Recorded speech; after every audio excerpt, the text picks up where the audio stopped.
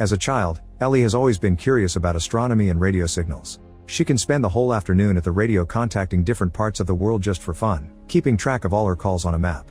Her father always supports her and they often look at space together with a telescope. Ellie dreams of contacting aliens someday, but sometimes she also wonders if she could also use a radio to communicate with her dead mother. Years later, Ellie is a doctor working for the Search for Extraterrestrial Intelligence program or SETI at the Arecibo Observatory in Puerto Rico.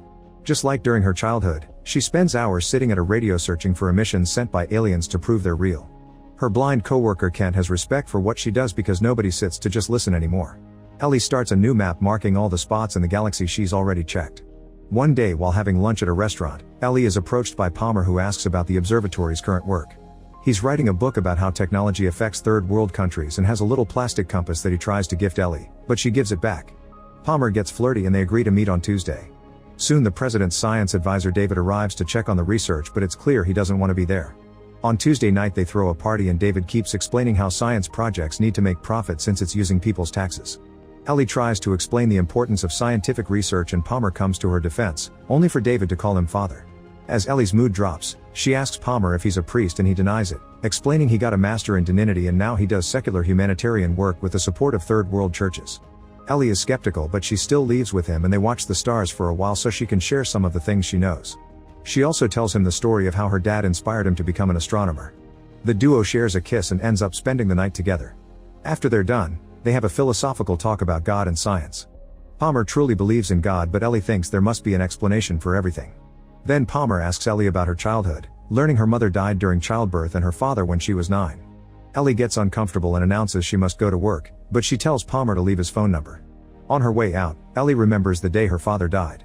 That night she heard a noise and went downstairs to discover the dad collapsed. She had to run back and get the medicine from the upstairs bathroom, but it was too late.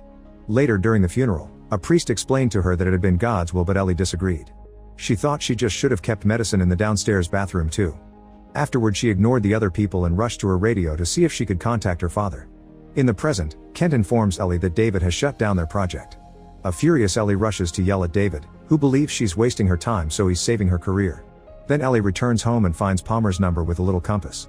However, she calls Kent instead and announces she'll search for investors so their group can continue their research in New Mexico. When she moves out, she leaves Palmer's number behind. 13 months later, after many failed meetings in other companies, Ellie arrives at Hatton Industries to make her case, but the board calls her ideas science fiction. Ellie snaps and rants, pointing out all science discoveries were science fiction at some point in history. At that moment the board gets a call from CEO Hatton himself, who agrees to fund her research. 4 years later, Ellie's is still in New Mexico working with massive satellite dishes. One afternoon Kent comes with bad news, saying they're getting pressure from the scientific community to present results. Hatton is willing to fund the project for years, however the telescopes are government-owned and they want to lease them to more profitable people. It's been decided that the project will be shut down in 3 months. Ellie wants to fight, however Kent thinks it's time to admit defeat. In the meantime, Palmer has published his book and has become a spiritual counselor at the White House. He appears on TV and explains he isn't anti-technology, but he believes people have lost the way because they're obsessed with computers instead of finding meaning in life. Days pass and Ellie never stops listening. One evening, she's shocked to hear a pulsing noise. Getting very excited, she immediately calls her team to give them the coordinates while she rushes back to the observatory. The team gets excited too and starts connecting as many machines as possible as they turn the satellites to get a better signal. They work together to do all the tracking and recording, happily confirming it comes from outer space. It appears to come from the star Vega, 26 light-years away. This means it's been traveling for over 20 years. Suddenly the transmission stops and Ellie is about to lose hope, but luckily it soon restarts. Ellie realizes the pulses represent prime numbers, which means it's not random and someone specifically sent it. After the team argues on how to proceed, they agree to call everyone. The next morning the area fills with reporters and national security advisors. The team explains other stations have confirmed their discovery, but National Security Council leader Kitts is still not happy that the team told the world instead of keeping the information classified. At least this time David defends her, explaining that without the help of other stations they would have lost the signal. With Kent's assistance, they discover a second signal coming with the first one and they connect it to a TV. The team starts messing around with the settings and finally manages to decode the signals into a video message. It's a recording of Hitler's opening speech at the Olympics. This is the first television transmission that went into space and the aliens have sent it back as a hello. The White House panics and the president makes an announcement of the alien contact while trying not to mention Hitler, assuring reporters that the message is benign. Ellie gets ready to talk in public, however David is called as the leader of the investigation instead. Meanwhile, Kent continues to analyze the signal and realizes it has structure. They put together all the extra frames that don't belong to the Olympics video and discover it translates into massive amounts of data. Soon Ellie makes a presentation about this data and David announces the government will take over the decryption, causing Ellie to protest because this has always been her private work. White House official Rachel allows Ellie to keep control of the investigation, but all progress must always be privately discussed with the government first before making any public announcements. Soon media all over the world is talking about this discovery. Neo-Nazi protesters take over the streets while religious attendance is on the rise. Health organizations are also worried that mass self-deletion may become a big problem because some cults have already started to die. As everyone on TV starts arguing science versus religion, thousands of people camp outside the facility in New Mexico. Some are just praying, others are just watching, but many are also protesting. Ellie is shocked to see a shady organization is offering UFO abduction insurance. At least most people are having fun, but she worries about a religious fanatic named Joseph who keeps inspiring hate. 3 weeks after the discovery, Ellie goes home to find an email from an unknown sender. The text says, "Take me to your leader," and Ellie replies, "Who are you?" The answer quickly comes saying, "I've got a secret," and showing part of the alien message. As Ellie gets angry over a potential hacker, she gets a phone call and fax for a special appointment. Moments later, a helicopter drops Ellie at the airport and she enters a private plane to meet Haddon, the man who funded her research and sent those emails. He lives in that plane and considers Ellie one of his most valuable investments, which is why he researched her.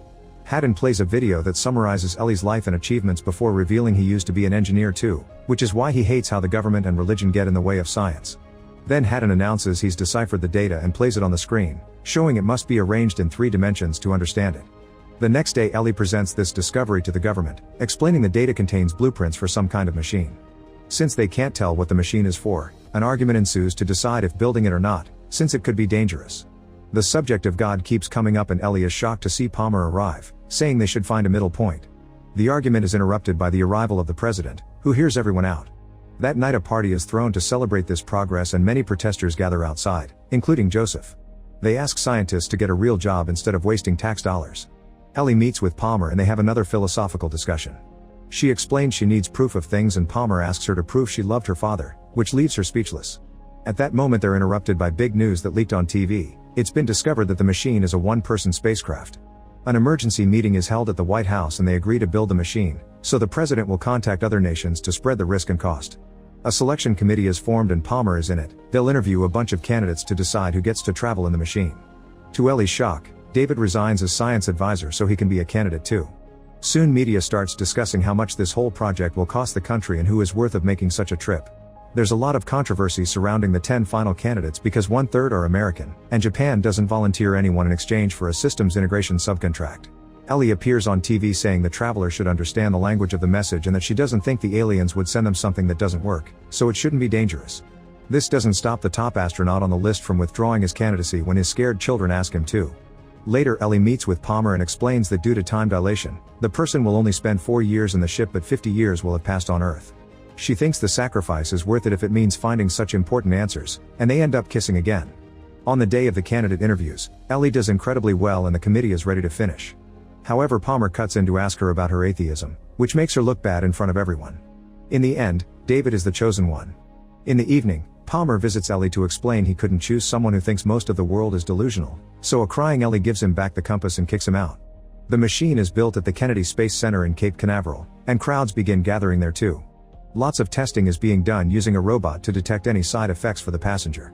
On the day of the launch, Ellie attends the event and David tells her he wishes her idealism had been enough, but unfortunately the world runs on a profit system. Then Ellie joins the team in the control room and watches in excitement how the spacecraft is activated, its rings rotating around it as some sort of accelerator. While the final tests are run, Ellie looks at the monitor and notices Jospa pretending to be a worker near the ship. She immediately warns David and everyone runs to tackle Joseph down, but it's too late. He activates a bomb and a huge explosion brings down the tower. As the crowd panics and runs, the falling parts destroy the ship and kill a bunch of workers, including David. Some debris flies off but nobody gets hurt outside the ship area. Sometime later, the authorities hold a proper funeral for the fallen ones while the news show the goodbye video left by Joseph, in which he said he did everything for the goodness of mankind. When Ellie returns home, she discovers some machines waiting for her in her room. She presses a key and a video call starts, revealing Haddon in the Mir space station. He's living there because he's dying of cancer and wants to have his last days in space. He zooms in on a camera in Hokkaido Island, surprising Ellie with a second ship built by Japan. The company that got the contract is a subsidiary of Haddon's and did all this in secret. Ellie immediately travels to Japan in Haddon's private plane and meets the team in a big ship. They teach her all she needs to know about the trip and share the safety precautions, including a container of poison. They've given this to astronauts for years in case they need to self-delete because they could get stuck floating in space after a ship failure. In the evening, Palmer visits Ellie and gives her the compass, confessing he actually didn't vote for her because he didn't want to lose her. Soon the media is announcing there's a second machine, but no reporters are allowed on the site. On launch day, Ellie gets nervous when she sees all the rings rotating, but she advances anyway. The technicians make all the connections to her suit and put a camera on her head so the whole trip gets recorded. Palmer uses his contacts to bring Kent in so he can give Ellie a good luck message before takeoff. The ship begins vibrating, which is normal, but Ellie also notices a strange light. She tries recording it for the team, but the footage is all static. She theorizes it must be some electromagnetic field and is shocked to see the ship becoming transparent. The countdown begins and the team is worried, especially when the ship starts glowing and all the numbers on the computers are off limits.